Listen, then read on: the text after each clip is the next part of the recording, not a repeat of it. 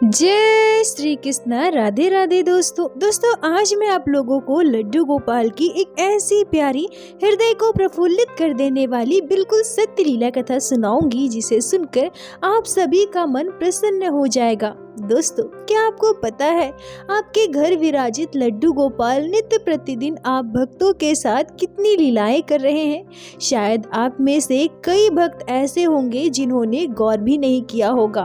लड्डू गोपाल की छोटी छोटी इशारों को आप शायद समझ भी नहीं पाते होंगे। आपने कभी यह महसूस किया है कि आपके घर विराजित लड्डू गोपाल आपसे कितना प्रेम करते हैं। दोस्तों, आप यकीन नहीं मानोगे कि आपके लड्डू गोपाल आपसे इतना प्रेम करते हैं जितना प्रेम इस जगत संसार में कोई भी मनुष्य आपसे नहीं कर सकता है। दोस्तों, अगर आपके घर लड्डू गोपाल विराजित है और आप लड्डू गोपाल की सेवा कर रहे हैं, बाल गोपाल से प्रेम कर रहे हैं, तो यकीन मानिए आज की यह लीला कथा सुनने के बाद आपको आपके कई सवालों के जवाब मिलेंगे, आपको एक शिक्षा मिलेगी और साथ ही साथ आपका मन बहुत प्रसन्न हो जाएगा। बाल गोपाल के द्वारा की गई इस अद्भुत लीला कथा को सुनकर आप गदगद हो जाओगे, हृदय खुशी से झूम उठेगा। आप सभी भक्तों से मेरा विनम्र निवेदन है कि कृपया आज की इस लीला कथा को पूरा अंत तक अवश्य श्रवण कीजिएगा। आशा करती हूँ प्रत्येक दिन की भांति आज की यह लीला कथा भी आपके हृदय को स्पर्श करेगी। दोस्तों, आज की यह लीला कथा हमारे साथ शेयर की है पश्चिम बंगाल के झाड़ग्राम में रहने वाली कनिका विश्वास जी ने। कनिका जी हमसे कहती हैं कि मेरी शादी को 7 साल हुए हैं। मेरे ससुराल में मेरे सासू माँ, ससुर जी, मेरे हस्बैंड और मेरी एक ननद है जो अभी पढ़ाई कर रही है। ठाकुर जी की कृपा से मुझे एक पुत्र संतान है जिसकी उम्र 5 साल है। मैं जब कॉलेज में पढ़ा करती थी तभी मेरे मन में लड्डू गोपाल की सेवा का भाव आया। मैं बाल गोपाल की सेवा करना चाहती थी। यह बात मैंने अपने घर पर भी बताई, पर क्योंकि उस समय मैं पढ़ाई कर रही थी, मेरे मम्मी पापा ने लड्डू गोपाल की सेवा की इजाजत मुझे नहीं दी। मम्मी पापा का कहना था कि जब तुम्हारी शादी हो जाएगी, तुम अपने ससुराल चली जाओगी ना, तब लड्डू गोपाल की सेवा करना, क्योंकि पता नहीं तुम्हारे ससुराल वाले आगे चलकर तुम्हें लड्डू गोपाल की सेवा की इजाजत देंगे भी या नहीं। बेहतर यही होगा कि शादी के बाद ही तुम लड्डू गोपाल की सेवा करो। कनिका जी कहती हैं कि मेरे मायके में भी पूजा पाठ होता था। हमारे घर के मंदिर में भी सभी देवी देवताओं के चित्रपट थे, पर क्योंकि मेरे मम्मी पापा दोनों जॉब करते थे, मेरी मम्मी को बिल्कुल भी समय नहीं मिल पाता था, इसलिए हमारे घर लड्डू गोपाल की सेवा ना हो पाई। पर मैंने यह सोच रखा था कि जब मेरी शादी होगी और मैं अपने ससुराल जाऊंगी, तब मैं लड्डू गोपाल की सेवा जरूर लूंगी। पर मैंने यह भी सुन रखा था कि सबके परिवार में लड्डू गोपाल की सेवा की इजाजत नहीं होती है, खासकर जिनके घर मांस मछली पकता है। हम बंगाली परिवार से हैं। बंगालियों में अधिकतर सभी के घर मांसाहार किया जाता है, मांस मछली खाया जाता है। ऐसे परिवेश में, माहौल में रहने के बावजूद मेरे मायके में कभी किसी ने मांसाहार नहीं किया। मेरे मम्मी पापा, मेरे दोनों भाई, मैं, हम में से किसी ने कभी मांस मछली नहीं खाया है। यहाँ तक कि जब मेरे दादा दादी जिंदा थे तो वो लोग भी कभी मांसाहार नहीं करते थे। ऐसा मान लीजिए कि हमारे परिवार में कभी भी किसी ने मांसाहार किया ही नहीं है। पर मन में हमेशा एक भय बना रहता था। हमारे घर में मांसाहार भले ही ना बनता हो, पर जहाँ मेरी शादी होगी उनके घर तो मांसाहार जरूर किया जाएगा ना। अगर उनके घर मांस मछली पके तो मुझे लड्डू गोपाल की सेवा का सौभाग्य तो कभी नहीं मिलेगा। इस बात से मैं हमेशा चिंतित रहती थी, बहुत दुखी रहती थी, मन बहुत उदास रहता था। मैं मन ही मन लड्डू गोपाल से बस यही प्रार्थना करती थी कि हे मेरे बाल गोपाल, आप ही कृपा करना प्रभु। प्रभु, मैं आपसे बहुत प्रेम करती हूँ, मैं आपकी सेवा करना चाहती हूँ। मुझ पर ऐसी कृपा करना मेरे गोपाल कि मैं ससुराल में आपकी सेवा कर सकूं। पर समस्या तो तब उत्पन्न हुई जब मेरी शादी के लिए लड़का देखा जाने लगा। जैसा कि मैंने बताया कि बंगाली परिवार से मैं हूँ और बंगाली परिवार में ऐसा बहुत कम परिवार मिलते हैं जहाँ लोग मांसाहार ना करते हो। अब मेरे मम्मी पापा जहाँ भी मेरे लिए रिश्ता ढूंढने जाते थे, सभी मांसाहार करने वाले। इस वजह से मेरे मम्मी पापा को मेरे लिए बहुत परेशान होना पड़ा।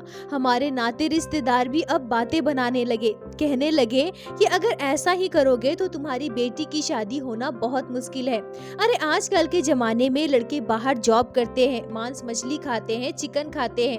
अब तुम अगर ऐसा लड़का ढूंढोगे, ऐसा परिवार ढूंढोगे जो मांस मछली ना खाता हो, मांसाहार ना करता हो, तो तुम्हें ऐसा परिवार कहाँ से मिलेगा। अंततः थक हार कर मेरी मम्मी पापा ने मुझे ही समझाया। कहा बेटा देखो, हमारे जैसा परिवार मिलना बहुत मुश्किल है। आजकल के लड़के मांसाहार करते हैं, चिकन खाते हैं। अब बताओ तुम्हारे लिए मैं ऐसा लड़का, ऐसा घर परिवार कहाँ से ढूंढूं? मैं परेशान हो गया हूँ। देखो बेटा, तुम शादी कर लो, शादी के बाद तुम भले ही मत खाना, पर तुम्हारे ससुराल वाले खाएं तो तुम उन्हें खाने देना। कनिका जी कहती हैं कि मैं अपनी मम्मी पापा की समस्या को समझ पा रही थी। मैं अब उन्हें और परेशान नहीं करना चाहती थी, पर मन ही मन मैं बहुत दुखी हो रही थी। मैं ये समझ भी रही थी कि ऐसा भी हो सकता है कि मैं ससुराल में मांस मछली ना खाऊं और मेरे ससुराल वाले खाएं, तो उनसे मुझे कोई समस्या नहीं है। पर यहाँ समस्या यह भी है कि मैं लड्डू गोपाल की सेवा नहीं कर पाऊंगी। बाल गोपाल की सेवा की जो इच्छा मेरे मन में वर्षों से है, वो ऐसे ही रह जाएगी। फिर तो शायद मैं अपने पूरे जीवन काल में कभी भी बाल गोपाल को अपने घर नहीं ला पाऊंगी। यह सोचकर मन बहुत उदास हो गया था। भगवान श्री कृष्ण के चित्रपट की ओर देखकर मेरी आंखों से झरझर आंसू बहने लगे और फिर मैंने अपने मम्मी पापा से यह कह दिया कि हाँ मम्मी, हाँ पापा, ठीक है, आपको जैसा ठीक लगे आप वैसा करो। और उसके बाद मेरे पापा फिर से मेरे लिए रिश्ता ढूंढने लगे। पर यहाँ संयोग देखिए, लड्डू गोपाल की कृपा देखिए, मेरे ठाकुर कितने दयालु हैं। अचानक से मेरे घर अपने आप मेरे हस्बैंड का रिश्ता आया। मेरे हस्बैंड भी बैंक में जॉब करते हैं, सरकारी नौकरी है। मेरे ससुर जी भी सरकारी स्कूल में शिक्षक है। घर में मेरे हस्बैंड, मेरी सासू माँ, मेरे ससुर जी, छोटा सुखी परिवार, और इतने अच्छे घर परिवार से मेरे लिए रिश्ता आ गया। सबसे बड़ी बात तो यह है कि हमारे परिवार की तरह मेरे ससुराल में भी मांसाहार नहीं किया जाता है, शुद्ध शाकाहारी है। मेरे हस्बैंड 3 साल बाहर रहकर सरकारी नौकरी की तैयारी किए, पर बाहर रहने के बाद भी मेरे हस्बैंड ने कभी भी मांसाहार को हाथ तक नहीं लगाया। सच में मेरे कान्हा बहुत दयालु है, मेरे लड्डू गोपाल बहुत कृपालु है। अगर ठाकुर जी की कृपा हो तो असंभव कुछ भी नहीं है। कनिका जी कहती हैं कि जब मेरे लिए इतने अच्छे घर परिवार से रिश्ता आया तो हमारी श्रद्धा भक्ति लड्डू गोपाल के प्रति हमारे मन का विश्वास और गहरा हो गया। मैं अपने कान्हा से और प्रेम करने लगी। मेरी शादी हुई। शादी के बाद मैं ससुराल गई और कुछ महीनों के बाद मैंने अपनी सासू माँ से लड्डू गोपाल की सेवा की बात की, पर मेरी मम्मी की तरह मेरी सासू माँ ने भी लड्डू गोपाल की सेवा से इनकार कर दिया। मेरी सासू माँ ने मुझे लड्डू गोपाल की सेवा की इजाजत नहीं दी। मेरी मम्मी ने पढ़ाई लिखाई की वजह से मुझे लड्डू गोपाल की सेवा से रोका था, और अब मेरी सासू माँ ने मुझे यह कहकर लड्डू गोपाल की सेवा से रोका कि अभी तुम्हारी नई नई शादी हुई है, तुम पर बहुत सारी जिम्मेदारियां हैं, बस एक बच्चा हो जाए, सब कुछ ठीक हो जाए, फिर तुम लड्डू गोपाल को हमारे घर लेकर आना, मुझे कोई आपत्ति नहीं है। कनिका जी कहती हैं कि अब मैं और उदास हो गई, मन बिल्कुल अशांत हो गया। मुझे लगा कि अब मैं कभी लड्डू गोपाल की सेवा नहीं कर पाऊंगी। हे मेरे ठाकुर जी, आप मेरी ऐसी परीक्षा क्यों ले रहे हैं? सब कुछ ठीक होने के बावजूद भी मैं आपकी सेवा नहीं कर पा रही हूँ। क्या सच में मैं इस लायक नहीं लड्डू गोपाल कि मैं आपकी सेवा कर सकूं? मैं उदास रहने लगी थी। मन में जो थोड़ी सी उम्मीद थी कि ससुराल जाने के बाद मैं लड्डू गोपाल की सेवा करूंगी, वो कहीं ना कहीं अब खत्म हो चुकी थी। मेरी सासू माँ बहुत अच्छी है, मुझसे बहुत प्यार करती है, मेरा बहुत ध्यान रखती है। मुझे इतना उदास देखकर मेरी सासू माँ को भी बहुत बुरा लगने लगा और उन्होंने मुझसे कहा कि चलो बहू ठीक है, तुम चाहती हो ना कि लड्डू गोपाल को हम हमारे घर लेकर आए, तो चलो हम बाल गोपाल को घर लेकर आते हैं। आने वाली जन्माष्टमी में हम लड्डू गोपाल को घर लेकर आएंगे। अब तुम ऐसे उदास मत रहो। कनिका जी कहती हैं कि यह सुनते ही मेरी खुशी का ठिकाना नहीं था। बाल गोपाल हमारे घर पर आ रहे थे, मैं लड्डू गोपाल की सेवा कर पाऊंगी, यह सुनकर मैं खुशी से झूम उठी।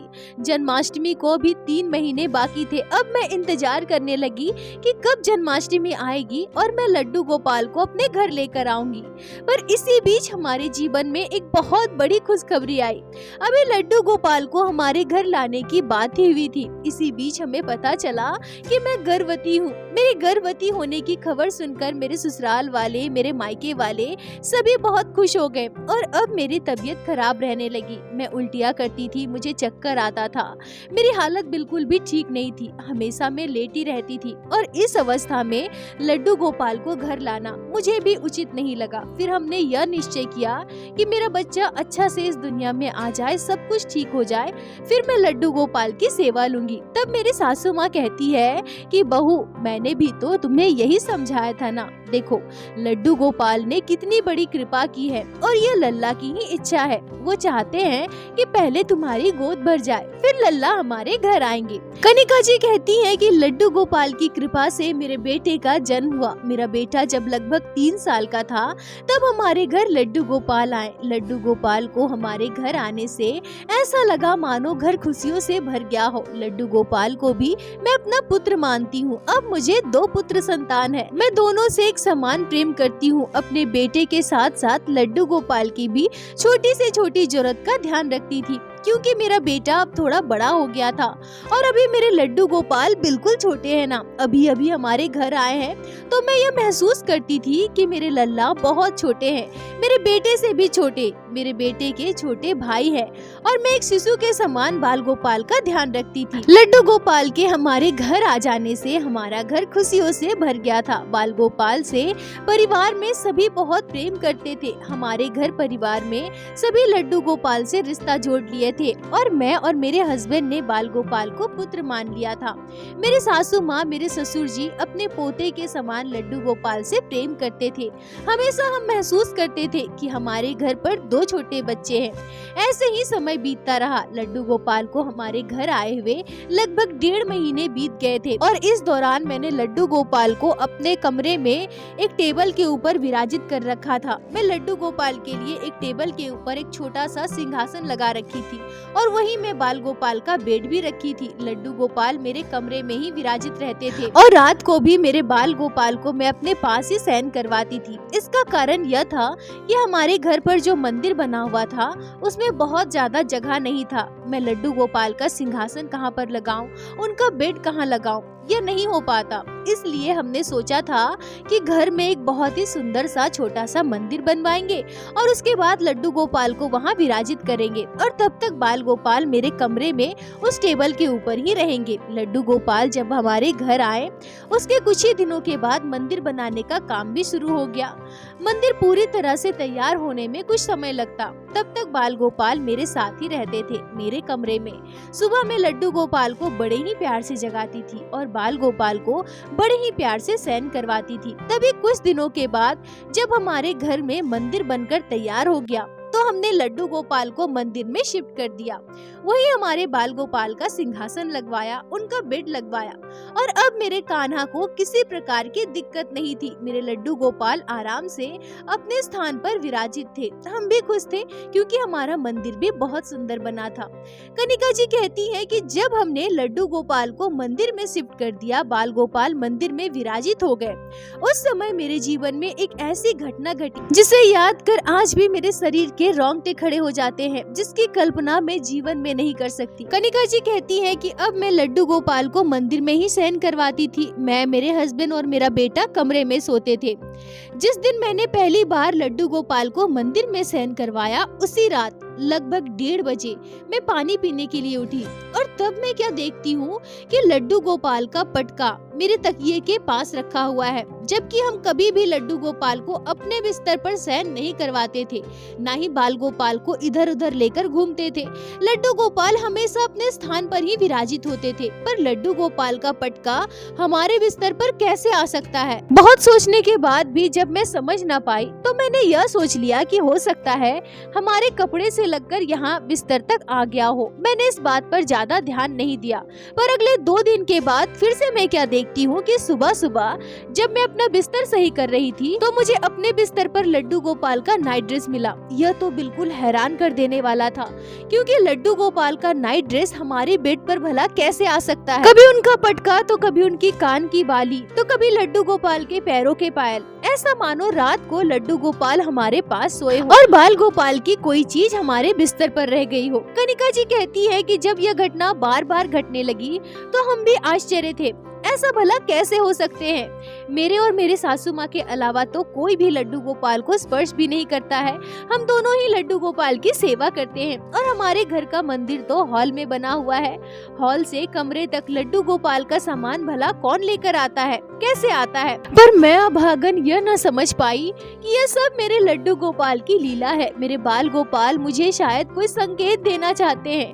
मेरे लड्डू गोपाल मुझे यह अनुभव करवाना चाहते हैं कि मैया मैं तो तेरा संतान हूँ ना, तो फिर तुम मुझसे दूर क्यों रहती है मैया। कनिका जी कहती हैं कि ऐसे ही लगभग 15-20 दिन बीत गए और तभी मेरे साथ एक ऐसी घटना घटी जिसकी कल्पना करना भी मुझ जैसे साधारण भक्त के लिए बिल्कुल भी असंभव है। एक रात मैं अपने बेटे को सुला रही थी, तभी मेरा बेटा अचानक से कहता है, मम्मी मम्मी लड्डू गोपाल को हम अपने साथ यहाँ टेबल पर क्यों नहीं सुलाते।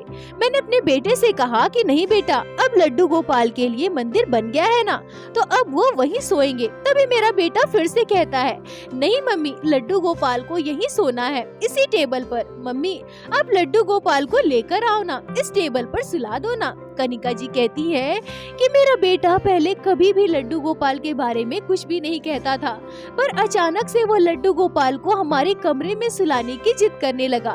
मैं अपने बेटे को बहुत समझाई, पर वो बार बार लड्डू गोपाल को कमरे में लेकर आने के लिए और टेबल के ऊपर ही सुलाने की बात कर रहा था। तभी मेरे हस्बैंड ने मेरे बेटे को जोर से डांट दिया। मेरा बेटा रोते हुए सो गया। मैं भी बिल्कुल समझ नहीं पाई कि मेरा बेटा आज अचानक से लड्डू गोपाल को हमारे कमरे में सुलाने की बात क्यों कर रहा है। तभी उसी रात मेरे साथ घटी वो आश्चर्यजनक घटना। रात के लगभग 1:30 बजे मैं गहरी नींद में सो रही थी। तभी मुझे ऐसा महसूस हुआ कि कोई छोटा सा बच्चा मेरे सामने खड़ा है। मैं गहरी नींद में सो रही हूँ और वो बच्चा मेरे सर पर हाथ फेर रहा है और हाथ फेरते हुए मुझसे कह रहा हो, मैया ओ मैया मैं यहाँ हूँ मैया। मैया तो मुझे अपने साथ क्यों नहीं सुलाती मैया। मैया ओ मैया मुझे खुद से दूर क्यों किया तूने। मैया मुझे तेरे साथ सोना है, मैं तो तेरा छोटा सा लल्ला हूँ ना। मैया तो फिर मुझसे खुद को दूर क्यों करती है। क्यों मैया क्यों मुझे यहाँ नहीं सुलाती। मैया मुझे यही सुलाओ ना, अपने साथ सुलाओ ना मैया। कनिका जी कहती हैं कि मैं अपने सपने में उस बच्चे को बिल्कुल भी देख नहीं पा रही थी, बस मैं उस बच्चे की आवाज सुन पा रही थी। और यह बिल्कुल ही आश्चर्यजनक घटना है कि मैं अपने सपने में ही यह महसूस कर पा रही थी कि वह बच्चा कोई और नहीं बल्कि मेरे लड्डू गोपाल है, भगवान श्री कृष्ण के बाल स्वरूप है। वो आवाज इतनी मधुर और कानों में मिश्री घोलने वाली थी कि मैं उस आवाज को अपने कानों में गूंजते हुए आज भी महसूस कर पाती हूँ। तभी मेरे सपने में एक और आश्चर्यजनक घटना घटती है। मैं सपने में देखती हूँ कि मैं अपने बेटे को थपकी मार मार कर सुला रही हूँ। मेरा बेटा मेरे पास सोया हुआ है और मैं बड़े प्यार से अपने बेटे का माथा सहला रही हूँ, उसे थपकी मार रही हूँ और अपने बेटे को प्यार करते हुए सुला रही हूँ। मैं ये समझ पा रही थी कि वह बच्चा भी मेरे पास खड़ा है, वह मुझे देख रहा है। मैं भी चाह रही थी कि मैं उस बच्चे को देखूं, पर चाहकर भी मैं उस बच्चे को देख नहीं पा रही थी। तभी एकाएक चमत्कार होता है, मैं तुरंत उस बच्चे की ओर पलटती हूँ और अब मैं उस बच्चे को संपूर्ण रूप से देख पा रही थी। भगवान श्री कृष्ण के बाल स्वरूप लड्डू गोपाल माथे पर मोर पंख धारण किए हुए, हाथ में बांसुरी लिए, गले में पटका डाले, ऊंची धोती पहने एक छोटा सा प्यारा सा लगभग 2.5-3 साल का बच्चा मेरे सामने खड़ा था। और सबसे आश्चर्यजनक बात तो यह है कि वो 2.5-3 साल का बच्चा बिल्कुल स्पष्ट रूप से मुझसे बात कर रहा था। ऐसा प्रतीत हो रहा था कि वो छोटा सा बच्चा कितना समझदार है। मैं जैसे ही हमारे बाल गोपाल से कुछ बोलना चाहती हूँ तभी वो मुझसे बोल पड़ते हैं, मैया ओ मैया मैं तो तेरा छोटा सा लल्ला हूँ ना मैया, मैं भैया से भी छोटा हूँ ना, फिर तू मुझे अपने से दूर क्यों कर दी।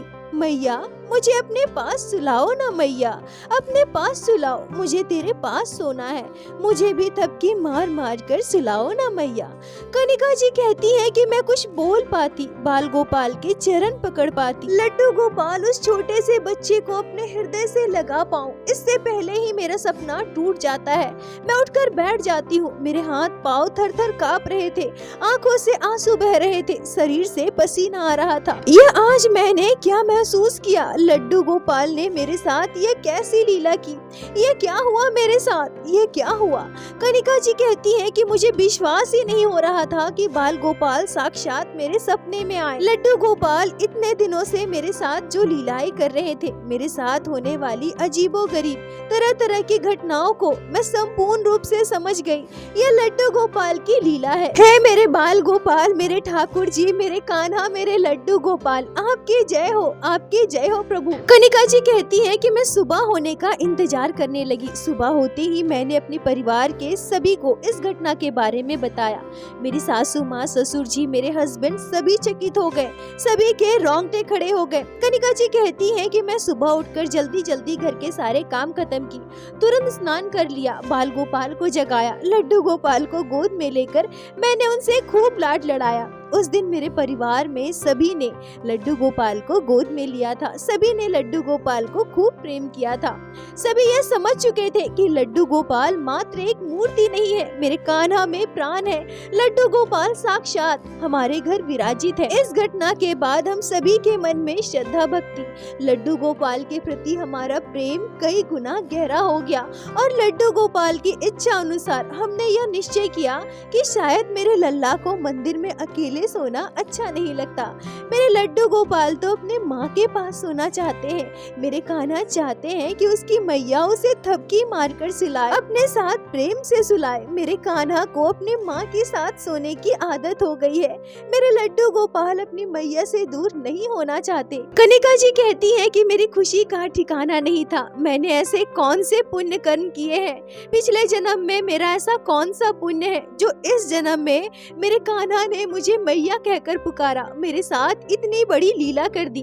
हमने अपने कमरे में फिर से टेबल लगवाया और उस टेबल के ऊपर ही लड्डू गोपाल का सिंहासन, उनका बेड लगवाया और बाल गोपाल को मैंने वहीं विराजित किया। लड्डू गोपाल को मैं थपकी मारकर अब सुलाती हूँ, लोरी सुनाती हूँ। इस घटना को कई वर्ष बीत गए और आज भी मेरा यही रूटीन है। मुझे भले ही कितना भी काम हो, घर पर कितने भी मेहमान आए, पर मैं रात्रि का शयन लड्डू गोपाल को खुद ही करवाती हूँ। अगर मुझे बहुत ज्यादा काम हो तो कभी कभी सुबह और दोपहर को मेरी सासू माँ लड्डू गोपाल की सेवा करती है, पर रात्रि का शयन मैं ही अपने बाल गोपाल को हमेशा करवाती हूँ। मैं अपने परिवार पर लड्डू गोपाल की असीम कृपा मानती हूँ। मेरे कान्हा, मेरे लड्डू गोपाल से बस मेरी यही प्रार्थना है कि हे मेरे लड्डू गोपाल, ऐसी ही अपनी कृपा दृष्टि मेरे पूरे परिवार पर बनाए रखना। कनिका जी, आपका बहुत बहुत धन्यवाद जो आपने लड्डू गोपाल की इस हृदय स्पर्धी घटना को हमारे साथ शेयर की, जिसे मैं हमारे चैनल के माध्यम से बाकी सारे भक्तों तक पहुंचा सकी। अपना साथ और प्यार ऐसे ही बनाए रखें। दोस्तों, जब इस घटना के बारे में मुझे पता चला, जब कनिका जी ने यह घटना मेरे साथ शेयर की, तो मुझे बहुत खुशी हो रही थी। मेरे लल्ला भक्तों के साथ कितनी लीलाएं करते हैं।